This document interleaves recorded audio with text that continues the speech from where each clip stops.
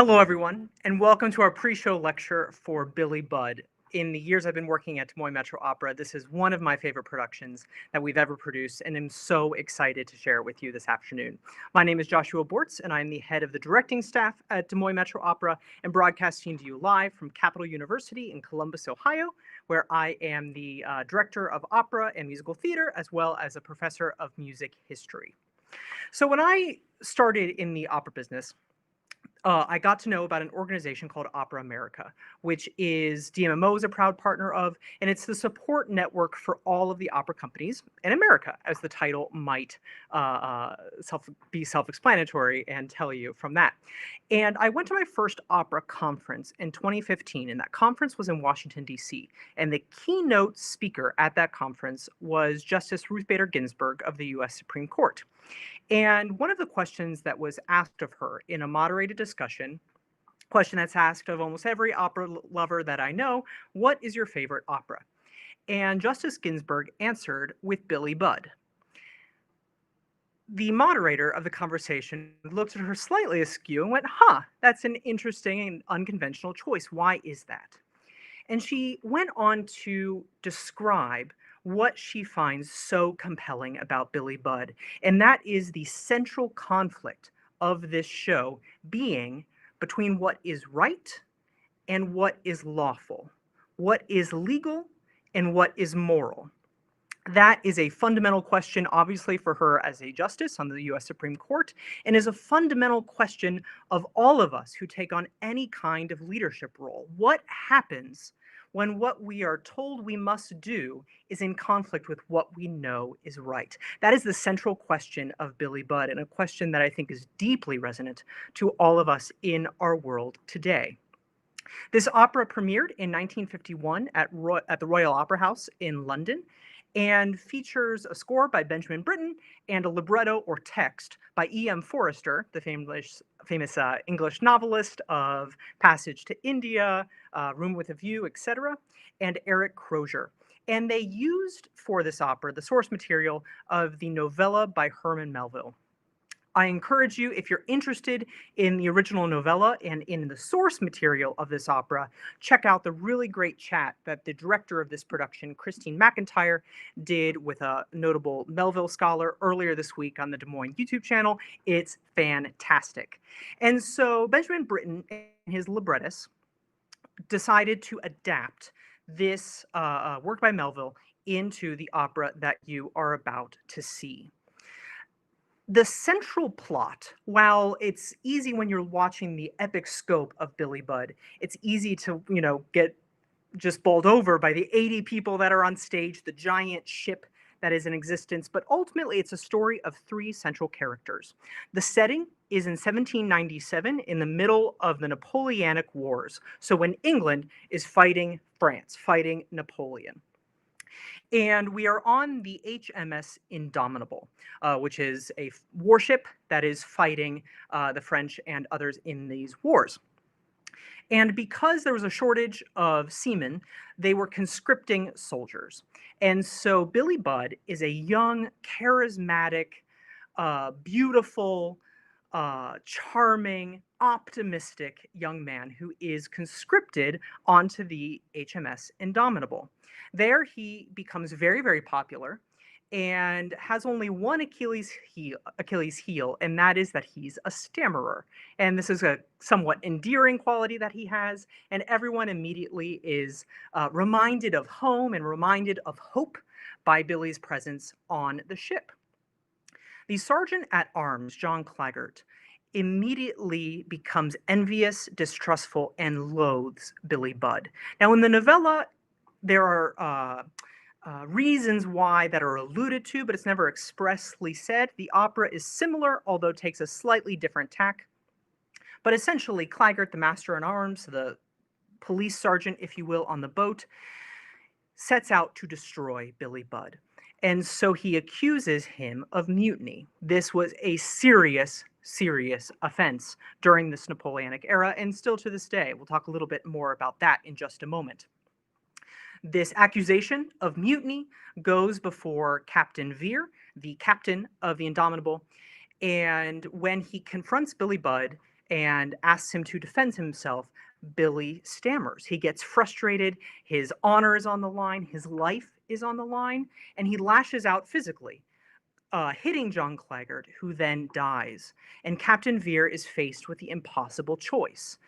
I must, according to the letter of the law, hang Billy Budd, but I know this man was innocent of the accusation put against him. Here is our central question. How do you deal with Billy Budd? The opera itself is told from the perspective of Captain Vere. In many ways, he is the main character of this afternoon's opera.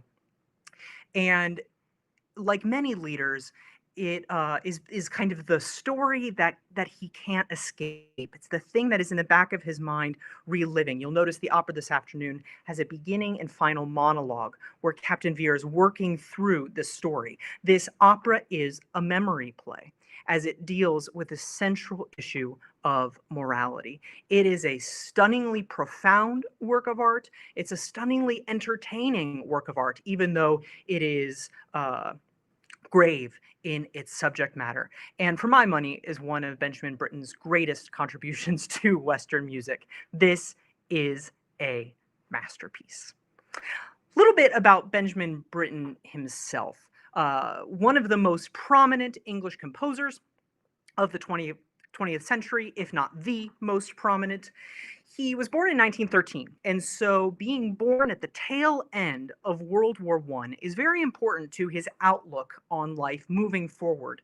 Britten, like many of his generation, living essentially in the middle of the two world wars, living through World War II and the aftermath that he then had to come out of, deeply shaped his art and his biography. He was born into a middle-class family in Suffolk, and his dad was a dentist, seemed to be relatively distant, but not cruel, that we can tell. Pretty classic early 20th century situation. And his mother, however, was a great musician and pretty dominating to the young Benjamin Britten. When the young boy was revealed to have musical talent, he was immediately given composition lessons, immediately given piano lessons, and his mom, like a great stage mom, decided that he was going to be the fourth B. In classical music, we talk about the three Bs: Bach, Beethoven, and Brahms, three of the great composers of the Western musical tradition. And she knew that Benjamin Britten would be that fourth B. So he had an intense musical life, attending many lessons, attending many concerts, traveling to London for compositional lessons. But he grew up in this relatively middle-class existence, was relatively aloof as a schoolboy, but didn't get into any trouble. He pretty much kept to himself. He ended up being very good at cricket, so he was a pretty good sportsman, which was in his favor, especially for a young man who was already at a young age dealing with many demons. We'll talk about that in just a moment. Britten continues to grow up. He continues to be dominated by his mother, and he attends conservatory in London. There, he's exposed to a bunch of different composers in the English tradition and otherwise, and his fame slowly starts to grow. He starts to win compositional prizes. He starts to develop his own unique style of musical expression, and we'll talk about that in just a few moments as well. After he graduates conservatory, he then picked up a job that proved to be quite influential and really changed the entire trajectory of Benjamin Britten's life. And that's when he became a part of the staff of the General Post Office Film Unit. This was essentially a government-funded film enterprise for making propaganda, entertaining things, infomercials, all kinds of works of art. And so Britten's first real composition job outside of school was writing for film. So if you find yourself listening to Billy Budd this afternoon and say, hey, this sounds kind of like a film score, that's because Britten was brought up in this tradition of the 20th century, this tradition of film. As a side note, it's worth noting that a lot of times people say, oh, it sounds like film score, almost as a criticism of a work of music. But it's worth remembering that the film score was basically invented by classical Western composers, mostly of German descent, who escaped World War II to escape Nazi Germany and came to California. So there is great classical tradition in the film scores, even of the first half of the 20th century. Britten becomes a part of this film unit and becomes friends with a lot of different communists and poets and people who are on the progressive front of politics in pre-World War II England. And it's in this period that he really starts to wrestle with those demons that had been building throughout his entire life. Britten was a homosexual, and during this period was finally able to start to explore what that meant to him. Remember, during this period, it was still illegal to act on any homosexual tendencies, and so he was really caught in this tough position. But interestingly enough, throughout his life, Britten was able to find a little bit of peace and solace in this existence. He ended up becoming the core of the musical establishment in England, living with Peter Pierce, his life partner, who stayed with him throughout much of his life. This great artistic collaboration, this great partnership that is really one of the great stories of music in the 20th century. So he was able to become himself, but it was not without fraught, and he deals with that in interesting ways in his art as well. Eventually, as fascism is on the rise in Europe, Benjamin Britten, who's now met Peter Pierce, they go off to the United States. They spend time on the West Coast, they spend time on the East Coast. He spends time writing and composing and doing all kinds of different things, and really, again, discovering what it meant to be a composer, what it meant to be human in the middle of this tumultuous period. Britten was also very forward about his role as a pacifist. He was against war and was a conscientious objector in World War II. So when he came back to London in 1942, he's already feeling like an outsider because of his sexuality. He's then a conscientious objector as the Blitz is tearing through London, as it looks like England may lose the war. It was a tumultuous time for him.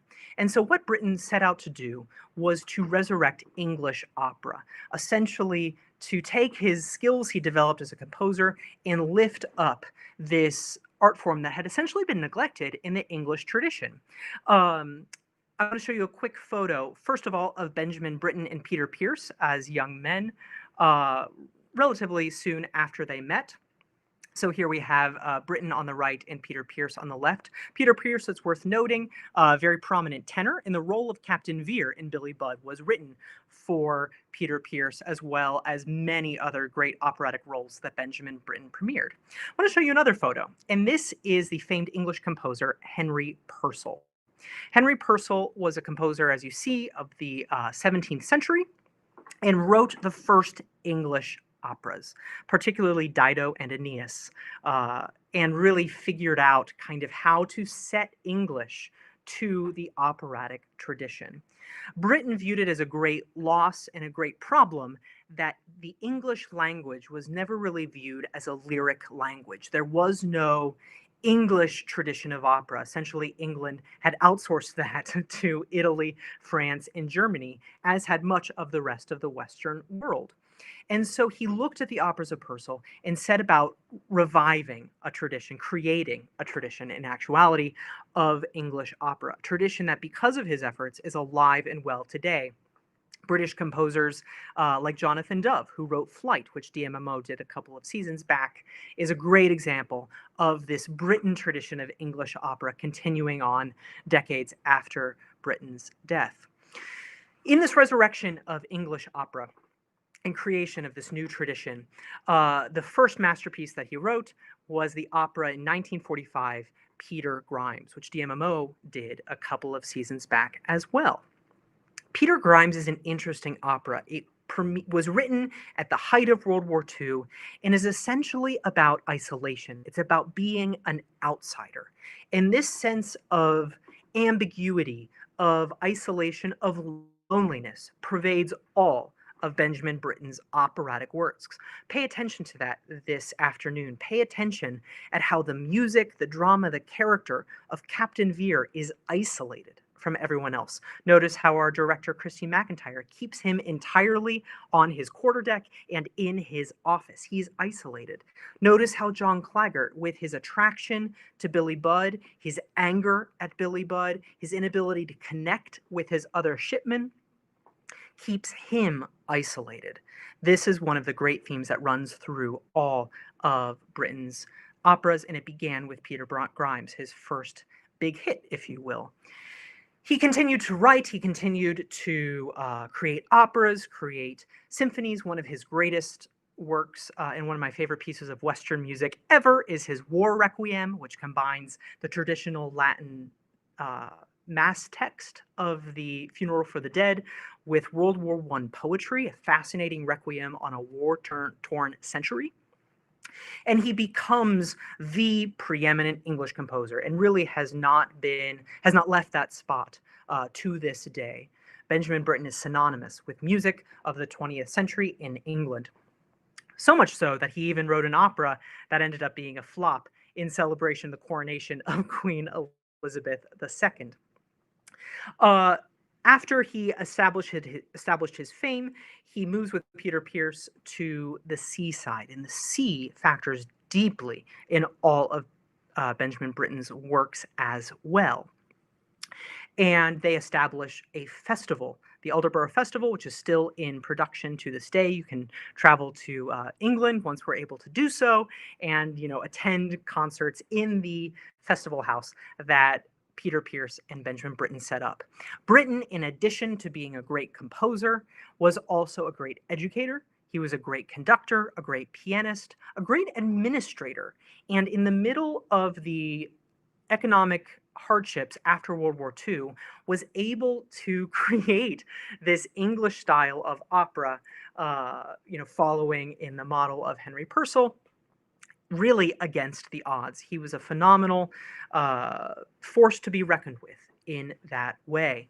And his legacy is undimmed after his death in 1976. I want to move now to what to listen for over the course of the next few hours as you watch Billy Budd, this great masterpiece of Benjamin Britten. First of all, I talked already about the sounds of the sea. Pay attention to the undulating rhythms, the undulating melodies that exist and pervade this entire score. You can almost sense Benjamin Britten sitting there on the seaside, listening to the pretty violent waves that were hitting the coast. This is not, a beach in the middle of the Caribbean. The kind of sense of melancholy that can sometimes take over you when you're on the English seaside in the seascape. And that really is a metaphor. The undulating, ambiguous music is also the ambiguity of the moral dilemma, the mystery of the moral dilemma that these characters are faced with. So you'll hear this constant churn, this constant unease, this constant undulating throughout the opera this afternoon. Britten was also a great adopter of musical themes. He came from the Wagnerian tradition. He was very familiar with Wagner operas, and so the idea of different characters having musical ideas, having different themes, was very important to him. So you'll hear music whenever Billy Budd is on stage that sounds heroic, that sounds pure, versus the more tumultuous music of John Claggart, who is out to destroy him, versus the undulating ambiguity of Captain Vere. You'll also hear lots of sonic effects. You'll hear the sound of birds. For example, in the aria, in the song at the end of the opera, as Billy Budd is facing his last moments before he is hung, you hear the bird calls off in the distance. Britten loves the orchestra, and so he allows the natural world to be imbued by the orchestra, and we hear the entire soundscape of this ship unfolding before our eyes and ears. But this issue of musical themes goes deeper than just theme songs or melodies that we associate with various characters. This score, while it is tonal, So it's written in major and minor keys. It sometimes gets a little more adventurous. The music of Benjamin Britten is very, very complex. Billy Budd is one of the more complicated scores I've ever witnessed come into being live. Wozzeck, the atonal piece that Des Moines Metro Opera did last year, is another great example of those very difficult scores. But this is in a tonal tradition. But what Britten does is he's constantly modulating between major and minor. That's part of what creates this undulation of the sea. It's what creates the feeling of moral ambiguity.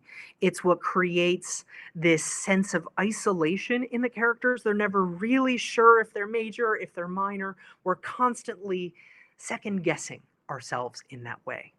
He also structures this entire score around two notes: B flat and B natural. One stands for the music of Claggart, the music of anger, the music of authority, the music of the law, versus the music of Billy Budd, the music of what is right, what is good, what is natural. And if you have ever studied the piano, or if you've studied music in any way, you know that B flat and B natural are right next to each other on the piano. It is very difficult to make that interval work together in harmony.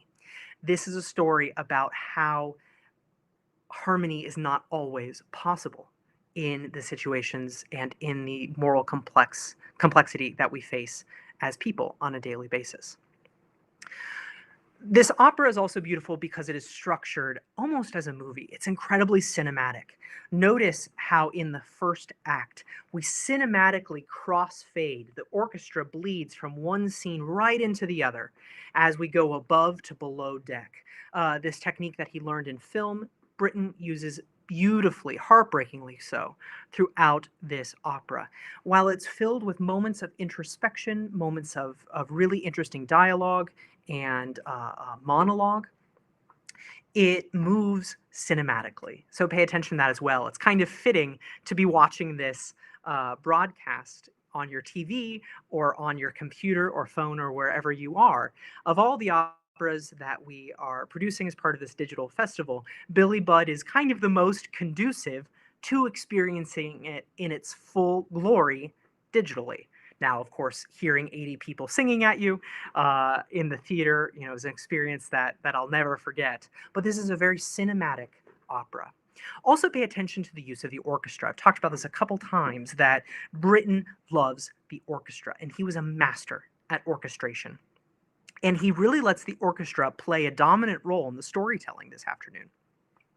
For example, once Billy Budd is condemned to being hung, Veer goes and breaks the news to Billy. He's going to own his decision as a leader, and he is going to tell Billy what is about to happen. Now, a lot of dramatists, a lot of composers would set that as a scene that seems like a moment that is perfect for operatic adaptation. However, this scene, which doesn't exist in the original novella, is instead set exclusively in the orchestra. We actually don't hear, or we don't see, this conversation take place. Instead, we have a series of chords that tell us the conversation. So I encourage you, when we get to this point in the opera, towards the very end, Captain Veer is going to say, "I need to go break the news," and he goes off stage. And imagine what this conversation is. Imagine the shock of Billy Budd becoming resigned to his fate, being angry at Captain Veer and then forgiving him, Veer trying to be gentle and frustrated and guilt-ridden, and all of this is in the orchestra. It really fires your imagination listening to the orchestration of Benjamin Britten. It's worth noting that when Des Moines Metro Opera decided to program Billy Budd, one of the great Britten operas that it had not produced in its 48-year history, DMMO actually got permission to commission an orchestra of reduction. The pit that we have at DMMO is simply not big enough for the musical forces that this opera requires in its original orchestration. And so, working with a protege of Benjamin Britten, we brought the orchestra down just enough to fit in the pit, bringing down some wind instruments, some percussion, and some various other forces. without losing any of the integrity of the original brilliant work of Benjamin Britten. It is a stunningly beautiful reduction, as you will hear. So those are some things to be listening for throughout this opera, and I'll be live chatting on the Facebook watch party as well, pointing some of these things out as they come along. Before I let you go get ready for the broadcast this afternoon, go get a glass of wine, a mimosa, you're going to be on an 18th century ship, so maybe some beer or rum or something like that. I want to talk about some words and concepts that are going to be bandied about that I want you to know going in, so that you're not confused when we get there in the plot. So first, the Napoleonic Wars. This is the great conflict that was really encompassing all of Europe. And the English were standing against the French. The French Revolution had just happened, and Napoleon took advantage of the situation, long story short, and declares himself Emperor of France and begins to advance and take over Europe, and England stood against them. Mostly through naval battles and great naval victories, actually, during this period. And so that is the war-torn, wartime setting that we find ourselves. I mentioned that this opera takes place in 1797, and that's very significant. And people who know about the Napoleonic Wars, that would mean something very specific to English readers and to people knowledgeable of the time, because this was a period where there were a number of mutinies. I learned, actually, when listening to director Christine McIntyre's insight presentation earlier this week, that the Navy in England had gone 150 years without a pay raise. And so there were several tumultuous mutinies during this period, where essentially all of the sailors would rise up and take over the boat, either marooning their officers or all kinds of other ways that you can take over the ship and really upend the discipline and the social order of these floating societies that are ships during this period. So when Billy is accused of mutiny, that is a serious, serious offense. When they talk about, when the officers are worried about mutiny, you're going to hear them talk, for example, about the Nore. That's one of the famous mutinies during this period. And so that's important to keep in mind as well. As I mentioned, the idea of conscription, that Billy Budd is conscripted into being a soldier, a sailor for the British military. And what's interesting about conscription is that anyone could be any man could be at any age conscripted. And so the fact that Billy Budd maintains his optimistic outlook on life is noteworthy. Normally, people who are conscripted, who are essentially forced into the situation, have a different approach than Billy does, which is why he's such a breath of fresh air on the ship. Finally, there's a moment that'll happen pretty early after you meet Billy Budd, where he's going to jump up onto the rigging of the boat that we've created on the stage of Des Moines Metro Opera, and he's going to say, "Farewell, ye rights of man." Now, the Rights of Man is the name of the boat that Billy Budd was working on when he was conscripted. So the boat was taken over. All of the men on it were put onto the naval vessel in order to help fight in the Napoleonic Wars. And Billy Budd says goodbye to that ship. He says, "Farewell, ye rights of man." But the Rights of Man is the name of a very famous document in the French Revolution that declared the rights of the French citizens.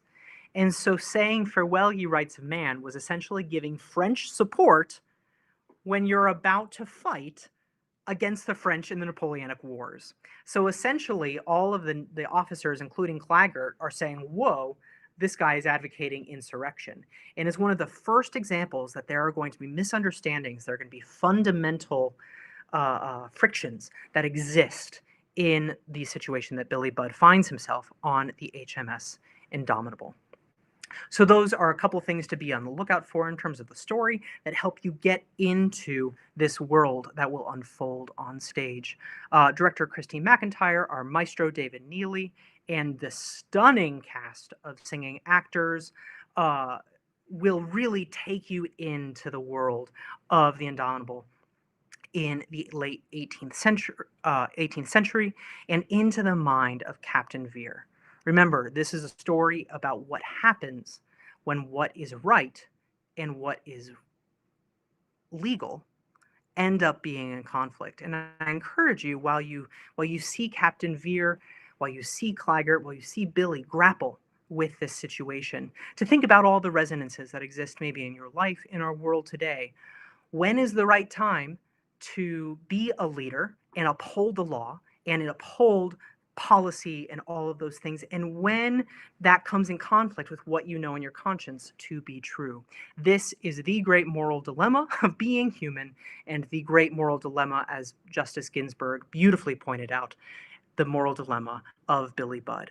I hope you enjoyed our time together this afternoon. If you have any questions, see me on the Facebook watch party, which will be happening in just 14 minutes. And I hope you enjoy this afternoon's production of Billy Budd.